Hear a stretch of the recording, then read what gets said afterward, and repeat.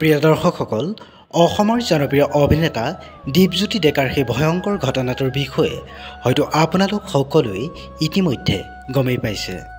এটা অনুষ্ঠান পৰিৱেশন কৰিবলৈ যোৱাৰ সময়ছোৱাতে দীপজ্যোতি ডেকাৰ লগত যি ঘটনা সংঘটিত হ'ল, সেই ঘটনাই দীপজ্যোতি ডেকাক পোৱালেগৈ ICUত।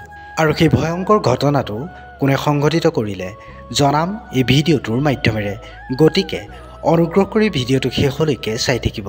আৰু যদি ভিডিঅ'টো ভাল লাগে, ভিডিঅ'টোত এটা লাইক কৰি চেনেলটো ছাবস্ক্ৰাইব কৰিবলৈ নাপাহৰিব।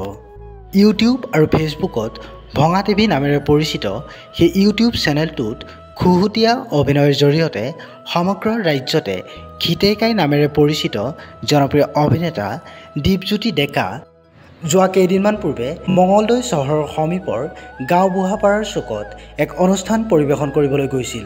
আৰু সেই সময়ছোৱাতে তেখেতৰ অনুৰাগীসকলে তেখেতৰ লগত ফটো উঠিছিল। আৰু সেই সময়ছোৱাতে ধনমণি ডেকা নামৰ এই ব্যক্তিজনে দীপজ্যোতি ডেকাক পাছফালৰ পৰা ক'ব নোৱাৰাকৈয়ে বটলেৰে ভয়ংকৰভাৱে মূৰত আক্ৰমণ কৰে। আৰু সেই দুৰ্বৃত্তৰ আক্ৰমণৰ পিছতেই লগে লগে দীপজ্যোতি ডেকাক হস্পিটেলত ভৰ্তি কৰিবলগীয়া হয়। ধনমণি ডেকা নামৰ এই যুৱকজনে এই ঘটনা কিয় সংঘটিত কৰিলে বৰ্তমান সময়ছোৱালৈকে পোহৰলৈ অহা নাই। লগতে জনাওঁ যে অলপ সুস্থ হৈছে দীপজ্যোতি ডেকা।